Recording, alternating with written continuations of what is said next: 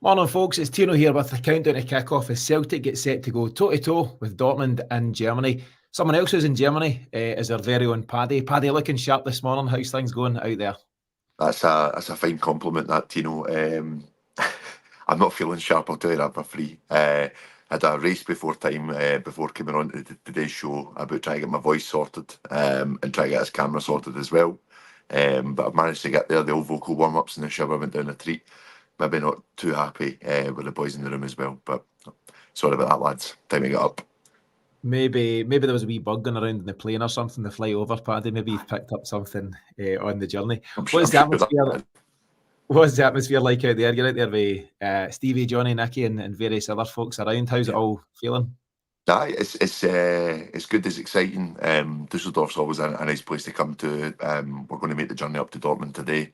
I know that there's a lot of fans that are based themselves in Dusseldorf, Cologne, and in Dortmund itself. So it's not your normal Celtic chaos when everyone's in the one place. But having said that, any club or any bar where we got into last night was just full of Celtic fans. So we're everywhere. We know that. That's a big thing about being a Celtic fan, is getting away to these games as well. And just good to see everyone unwinding and enjoy themselves before what a big game it's going to be tonight.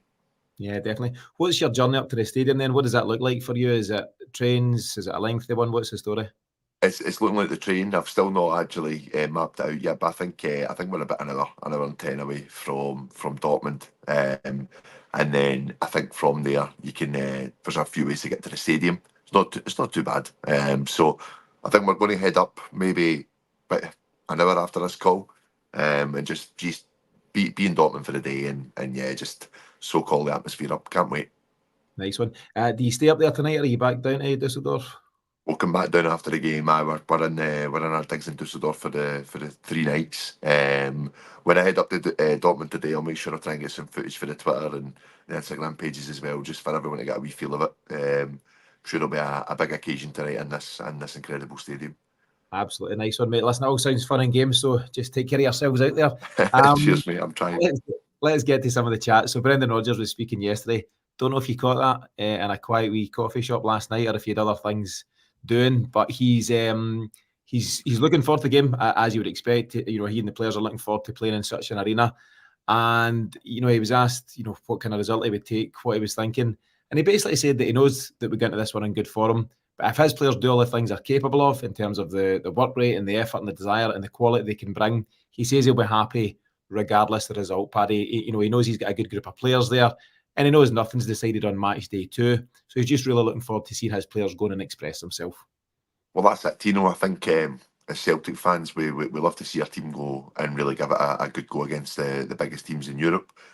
I think the last one we can all remember was the big game against Barcelona, which we won 2-1.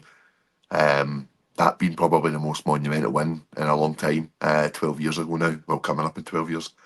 I think there is a real buzz about the supporters. We're not taking it for granted. I think that the performances this season have been exceptional, just the way we've been playing football.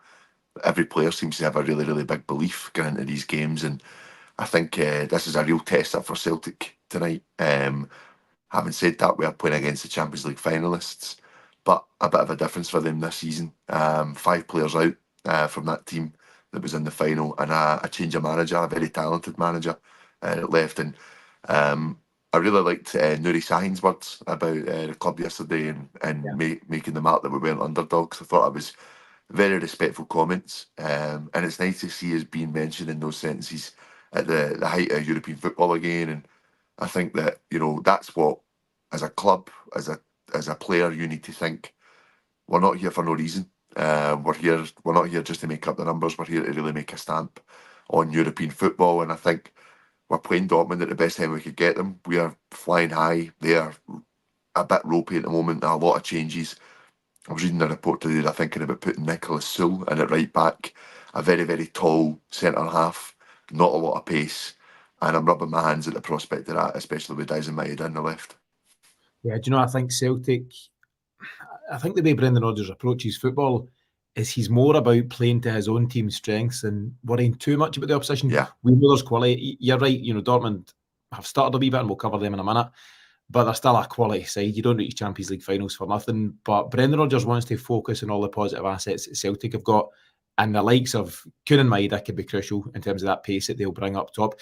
Brendan Rodgers, amongst other things, he also said, Paddy, that he feels that this is a challenge mentally for his players as much as it is about ability. Do you agree with that statement?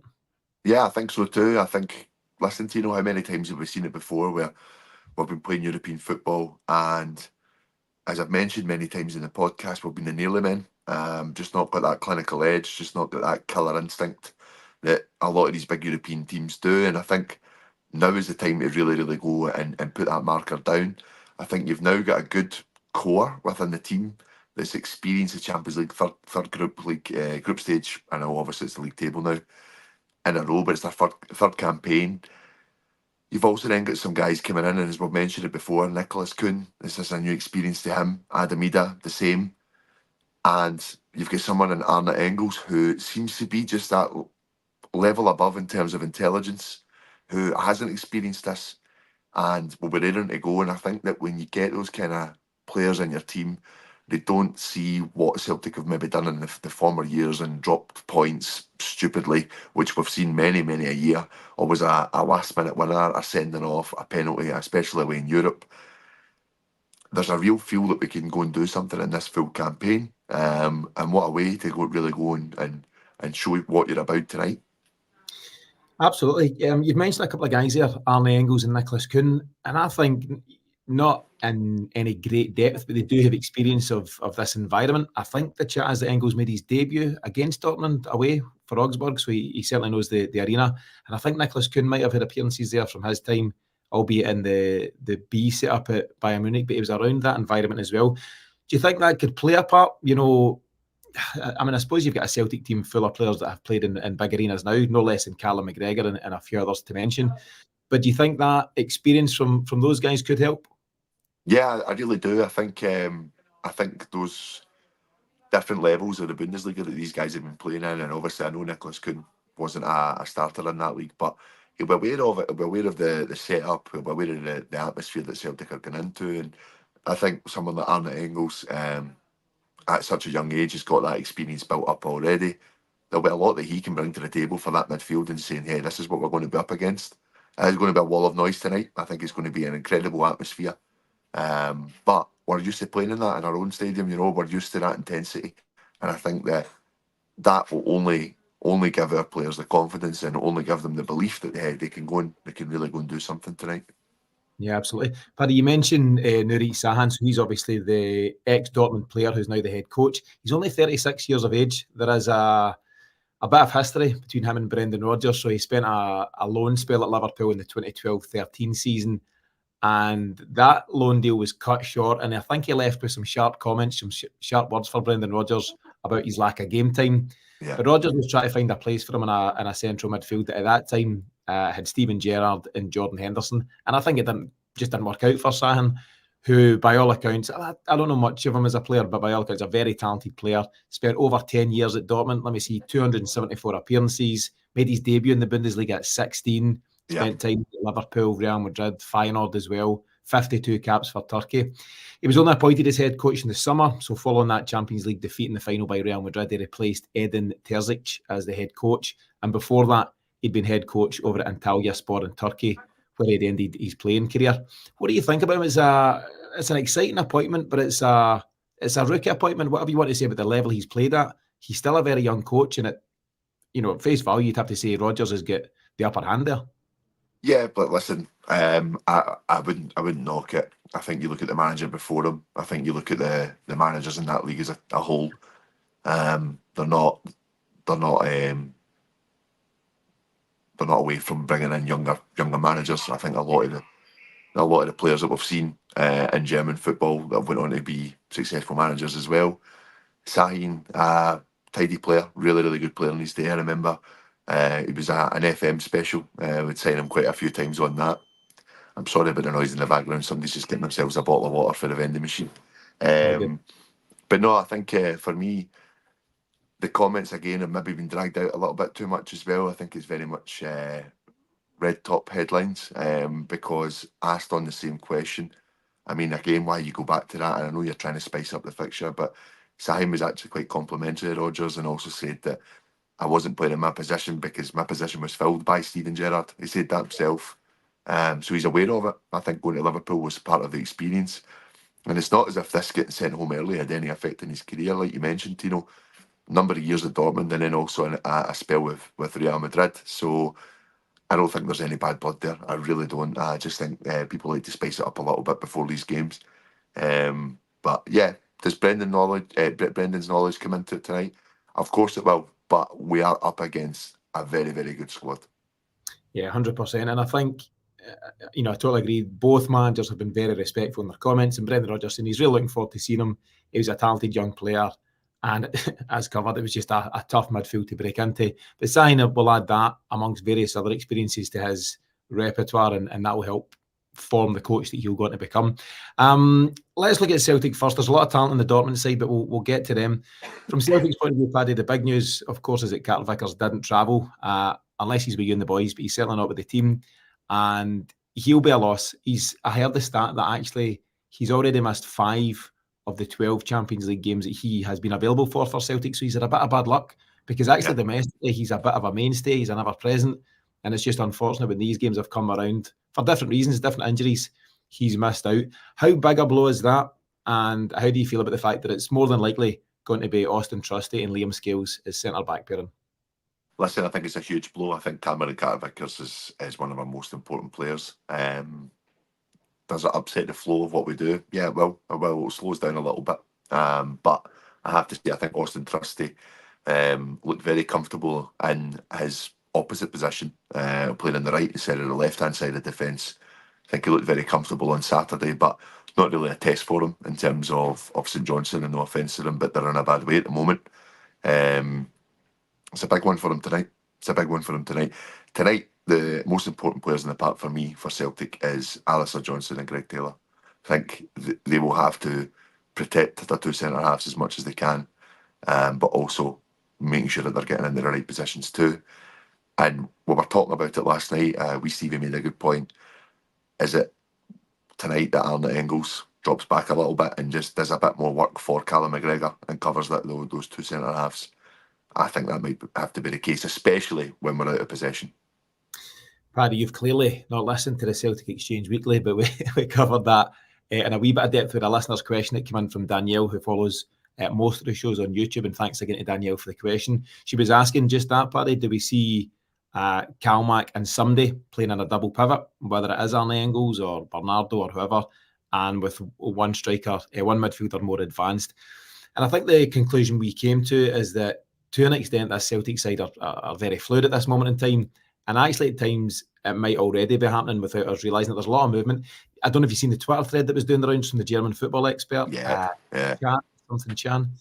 It was excellent. It was so detailed, and it was very respectful to Celtic. The guy had clearly spent a lot of time assessing how Celtic approached their football.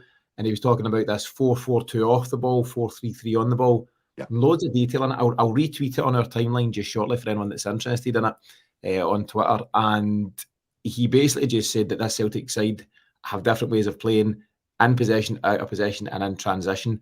So to that point, I think we will see a wee bit more of, it's going to be Celtic are used to front foot football. We take the attack to the opposition in 95% of the games we play. This is one of the 5% where we won't be able to take all the play. We'll be under the cosh at different times, and you need to adjust accordingly. And I do think we now have a midfield with that flexibility, Paddy, between Arne Engels seems quite versatile, Paulo Bernardo seems quite versatile, and I think there's guys in there to do different jobs as part of the midfield. The big question, and it's come up here, let me see, Arif Mohammed has asked, Hatate Bernardo. He thinks Bernardo's off-the-ball qualities could be really important in this game. Where are you at, Paddy? I'm kind of flip-flopping between the two for different games just now. I think it'll be a case of maybe just out of respect tonight. I think both bring so much to the table. We had this discussion 2 weeks ago before the Slovan game, and I said that I would like to see Bernardo be given an opportunity. I think he'll go Rio Hatate tonight. I do. I think Hatate will get the jersey. But Paulo Bernardo, wow, what a start to the season. I've been absolutely brilliant, but I thought Rio against Slovan was very tidy as well. And he offers us so much through the middle as well that I think if we get chances, we're really going to need to have the players that are going to be there to take them. And I do think that Hatate just gives us that little bit more of a clinical edge going forward. Paulo Bernardo's definitely got a say in the game, though. I'm sure he'll get 30 minutes, and a big 30 minutes that could be as well. So it's such a tough question. I'd love to see both of them start, but for me, I'm going to go Rio Hatate. Yeah, and I think we can all accept it's always going to be Callum McGregor and Engels. That's just a given for a couple of different reasons, but very positive reasons. And it is just Rio and Bernardo scrapping out for that other position. I've said now a few times in recent shows, if put on the spot, Rio Hatate is the man for me. I think he's the better, slightly better of the two. Not by much, but it might be horses for courses. The fact that Bernardo starts at the weekend, maybe is Hatate a wee bit fresher. That might come into thinking, but ultimately, we're in a position now, Paddy, at Celtic, where all of a sudden there's genuine options. Before, it would be McGregor, O'Reilly and Hatate, because they were certainly the three best, but actually the backup wasn't all that effective as well. Bernardo was still finding his feet to an extent. Now Bernardo's come back with what looks to be a new lease of life, to be honest with you, and he's putting real pressure on Rio for that starting spot. So we'll go with McGregor, Engels and Rio, but it could easily be Paulo Bernardo, and I think we're all okay with that, aren't we? Yeah, absolutely. I think if we've seen Bernardo's name come on the team sheet, I'd still feel very, very comfortable and confident with the team.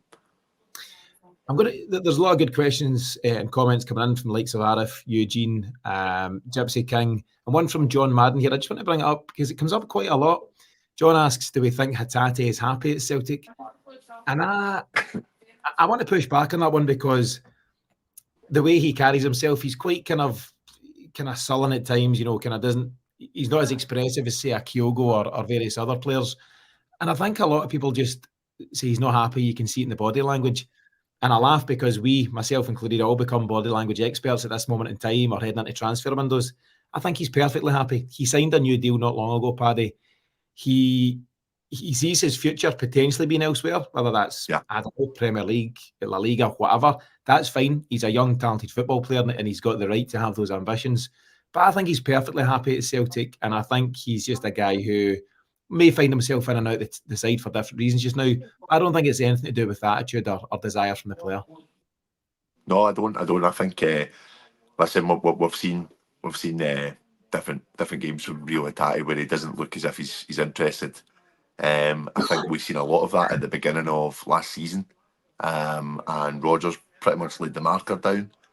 But I think what Rio Hatate needed, in my opinion, is competition. I think he needed someone that was as equal as a player as him, if not better, and for him to then go on and realise his true potential. And I think the brilliant start of the season from Paulo Bernardo and the Engels being there, taking that other position, taking the Matt O'Reilly position effectively, has really got him thinking he needs to knuckle down and he needs to give it a good go. And I think that, tonight, if he does get the start, he'll be at the top of his game. I think he has to be. It's very quick to see what kind of Rio Hatate shows up sometimes, I feel. I think that's maybe where Celtic fans think, is his heart in it or not? But sometimes he just has an off day. And I think that comes from experience and the longevity of playing football. The fact that he's not been a professional player for as long as others, there are still little elements that he needs to learn and he needs to pick up. And it's probably the reason why he's at Celtic at the moment. But for me, he's an incredible player, an incredible talent. And if he shows up tonight, if he wants to play, we're in with a very good chance, in my opinion. Absolutely. And I think what we've got, even just in this recording alone, Paddy, there's different opinions in the comments. You and I have different opinions at times about Hatate and Bernardo. I think that's okay. I think the big plus is that Celtic have two really talented players there. Yeah. And Brendan Rodgers will be assessing these guys every day in training and, the sports science and how fresh they are or not. And all of a sudden, he's got two really good options. There's a final comment on it from Obi-Wan, and he says that in an interview when they first arrived, Maeda said that I think Hatate was the most professional player that he knew, but also quite moody due to his winning mentality. And that's okay. I think if you're not winning and not happy about it, that's all good with me. And I think that's all part of being at a club like Celtic. So no issues at all. Paddy, let's get to the front three. And I think there's, again, some excitement about what Celtic's forwards are doing at this moment in time. We'll get to the centre forward in a second, but it cannot be anybody but Nicholas Kuhn and Daizen Maeda, can it? No, the two of them are flying. absolutely flying at the moment, and I'm super happy for Nicholas Kuhn. I really am. I think just to see what we first got in January, a player come into Celtic, things not really kind of working out for him at the very beginning.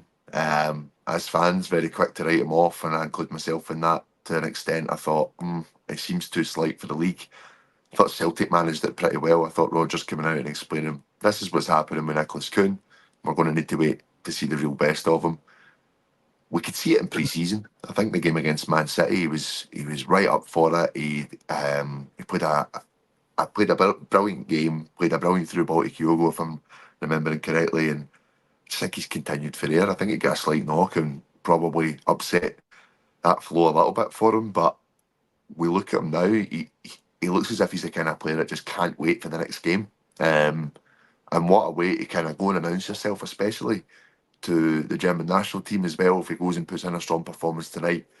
As I say, if we go and beat Dortmund, this will turn heads in this continent, and especially for players like Arne Engels that wants to cement a place in the Belgian team. But Nicholas Kuhn surely goes and lays a marker down tonight for his chances for the German national team as well. What an incentive, Paddy, to go back to your home country, play one of the top sides in the country, and really show how you've developed as a young player by making the move to a club like Celtic. I think he'll be so motivated for this tonight. And you rightfully say, Paddy, how important Alistair Johnson and Greg Taylor are going to be. Because, as I say, we know that they offer a lot going forward, but they'll be tested defensively tonight. But everyone is going to be so important. You need every guy on their toes, on their game, if Celtic are going to get anything from this. But I think vital to any chances of a win are these two wide guys. We know the skill and the creativity that Nicholas Kuhn brings, and it's the endeavour and the work rate and the Maeda-ness that Daizen Maeda brings. And it's exciting, Paddy. It's just, we're doing the build-up now and you're chatting it through, and, the kick-off's not for a number of hours yet, but there's just so much to look forward to about this Celtic side, isn't there? Yeah, there really is, and I think that as fans, I've seen a comment on Twitter the other day saying everyone's a bit quiet at the moment in terms of, the pressure that the board was getting, but actually we take our hat off to the board because they have delivered and the players that they've brought in. I do think our managers had a big say in the players. We loved the fact that he did compliment the scouting department in terms of Arne Engels, but this is what I'm saying as Celtic fans, we're led to believe that we're an early team. We're led to believe that we just kind of have to have these moments and hope for the best in Europe. We've got a manager that wants to change that. And I think for that also to change, our mindset needs to change as well. I think we've been so used to, listen, we'll go there and we'll see how we get on. We'll take it on board. Hopefully we can learn something from it and then go again the next European campaign. Became Champions League whipping boys for a little bit as well. When you look at the games against Barcelona, PSG, toyed about with Bayern Munich as well. I think now we just need to kind of think to ourselves, hang on a minute, let's go make a mark on Europe. Let's be really happy with this team and let's back them. Let's believe them. Support for the stand, support for wherever you're watching the game tonight is what it's all about. It's what we get excited for as Celtic fans playing in these big games. But I don't think there's anything wrong in thinking we could go knock the door this time. I really do. I think that we're a very, very strong team and we're playing very good fluid football at the moment. Yeah, we absolutely are. And I think just this side steered by Brendan Rodgers, they've just got everyone excited. They've got us, they've got us dreaming to a point, Paddy. There's a great comment here on the screen from Paul Allen. Paul's a great supporter of the show. He's saying, have a great time, Paddy. And he feels like something special is going to happen. And listen, Paddy, whether something special does happen or not, having that belief and that excitement and daring to dream, to use that term. I'm going to get dream, believe, achieve on the wall behind us in the studio, actually. Please don't. Just next to live, laugh, love. I think the fact that Brendan Rodgers and this group of players have brought that excitement to the fan base, this is what football's all about. Yeah. And I'm repeating myself, at different times about, people saying don't get carried away. Let's go. Now is the time. And as I say, whatever happens tonight, good, bad, or indifferent, I think there's a lot of faith on this side, a lot of belief in what they're doing, and just a lot of excitement amongst the fan base as to what might be. And you've got to dream in football. You've got to aim high and see where you land. Paddy, let's get back to the lineup. Obviously, there's one man missing from it, and it's the number 9 on the day or on the night. I think it's got to be Kyogo based on his experience. He's got 3 Champions League goals. He is the main man. But there's a very able deputy and a very different option and Adam Ida. But what do you think? Do you think it's 60 minutes of Kyogo and 30 minutes of Ida, or do you see it any way different? No, I think Kyogo definitely gets the nod for the game of football that we'll try and play tonight. I think counter-attack will be a big part of it, and I think that Kyogo is crucial to that. I take nothing away from Adam Ida. I think he's quite a fast guy. I think he's quite a reactive guy in terms of making those runs, but Kyogo is constantly on the move, and he's a headache for any defence. There's no doubt about that at all, and it's a big reason why he's getting linked with the likes of Man City during the summer. Yeah. I think for me, if he plays and if we get in behind their midfield, in between their midfield and their defence, he's just such a threat.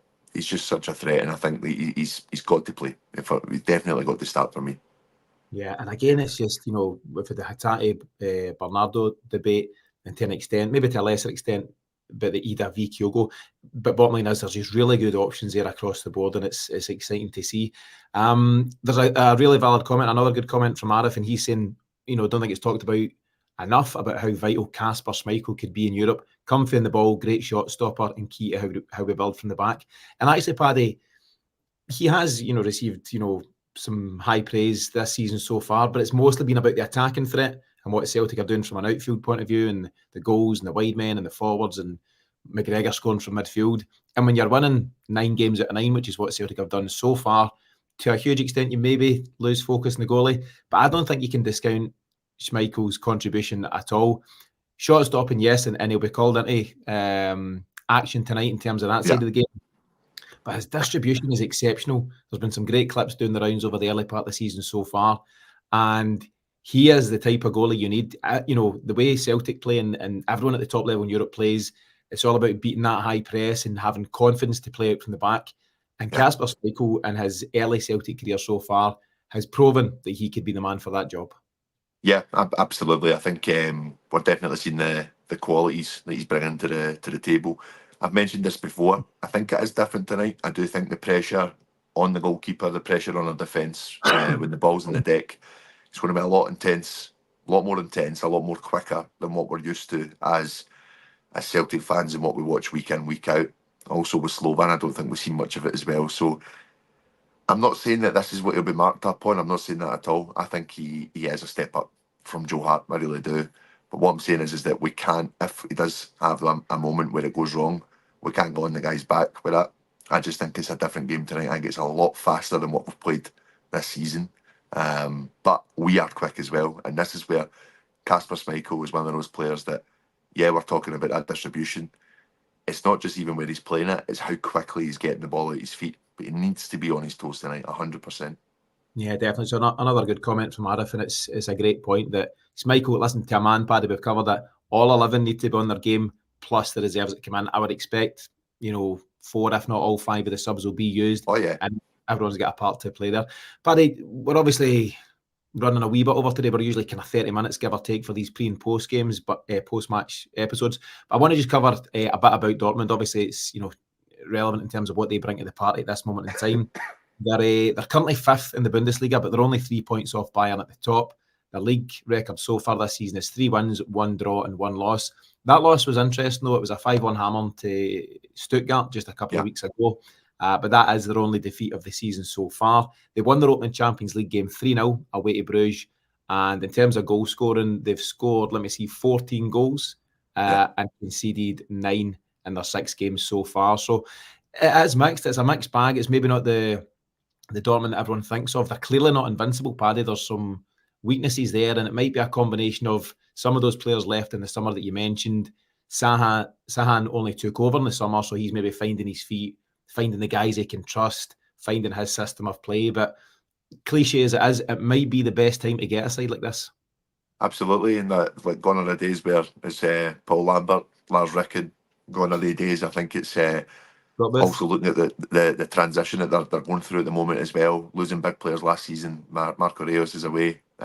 Sebastian Haller, very, very good player, and Nicholas Füllkrug has went to West Ham. So those guys that got them to the final, big players for them, have rightfully got their move to better money or better ends of their career.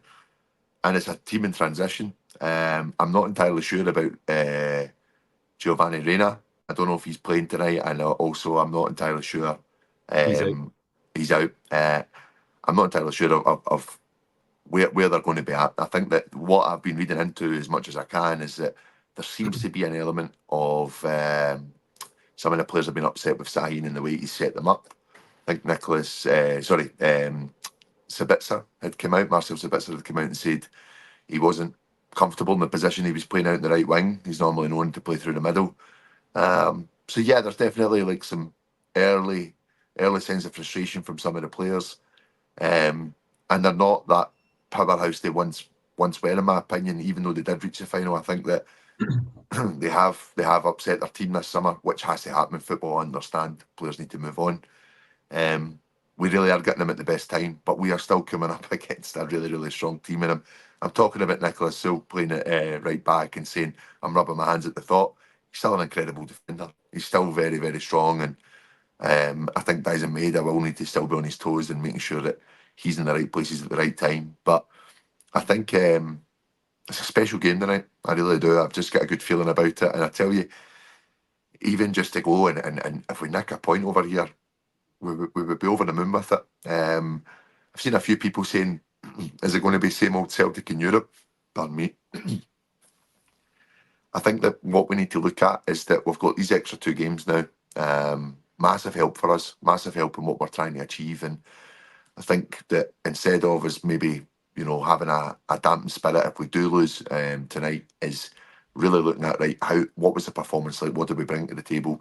What we're going to then bring to the next 6 games in this league, and hopefully still be able to try and qualify.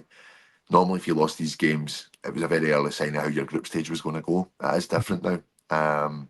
So no, I'm excited to see how we take it. I think there's a real confidence after that 5-1 victory, but there's also just a real swagger. I've said this so many times about Celtic. That's what they need to do.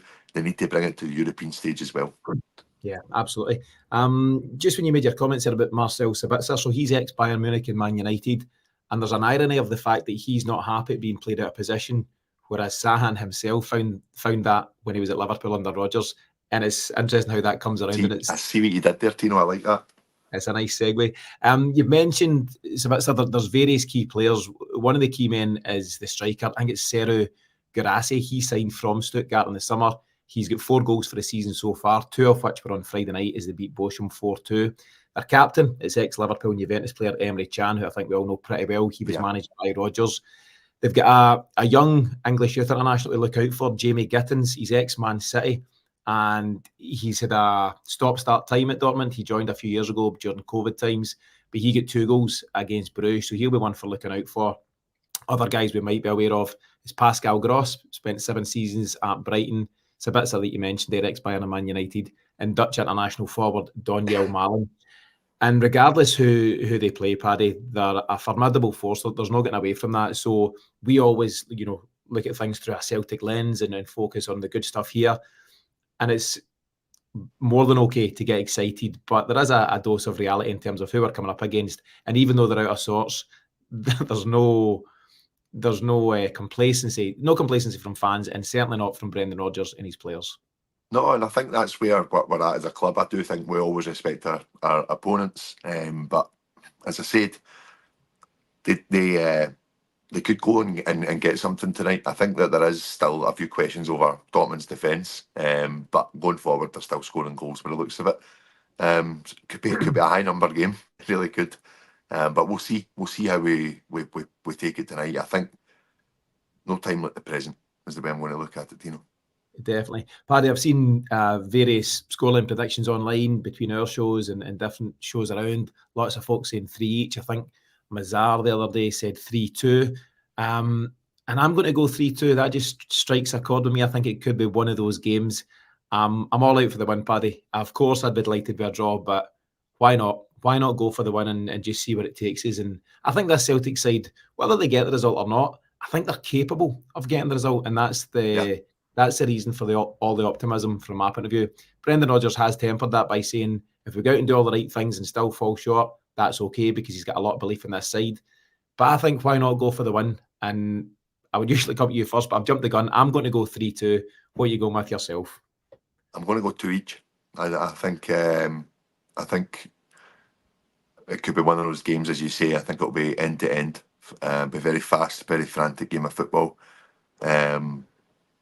We do get caught up in the occasion sometimes, I think, as a team, and it's a real learning moment for them today as well, is to see how they cope with the first 20 minutes, the intensity of the stadium, as I said, and how they react to the game. But we want to win. 100%, we're setting out to win. My manager doesn't do it any differently. But I think that given the quality of this team, I would be over the moon if it was a draw.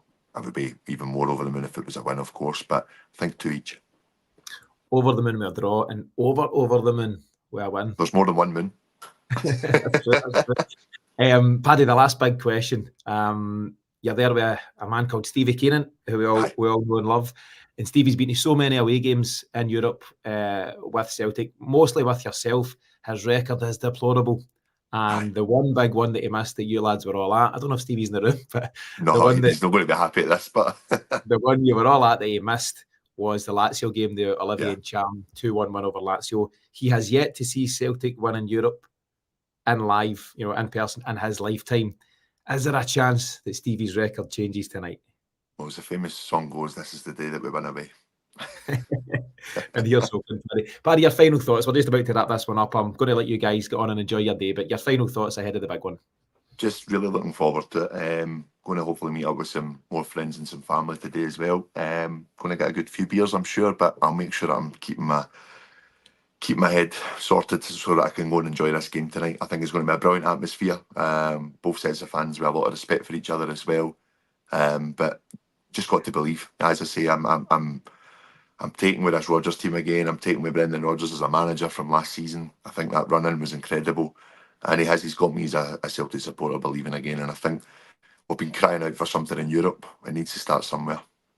Definitely, Paddy. Listen, have a brilliant time. You and the lads pass on our best. I hope it's a big night for all of us. Thanks to Paddy for joining us all the way from Dusseldorf as he heads up to the game tonight. Thanks, as always, to everyone who sent in comments. Some really brilliant comments and a great community we've got here in the Celtic Exchange. So thanks to everyone for doing so. Thanks, as always, to those who continue to listen in podcast format. As I say, I hope it's a brilliant night for all of us. Hope you all really enjoy the game tonight. We're going to be back tomorrow, early on Thursday, with the Final Whistle show. But in the meantime, enjoy what's up ahead. Enjoy Celtic's 3-2 win. Paddy, dream, believe, achieve. We'll see you all soon.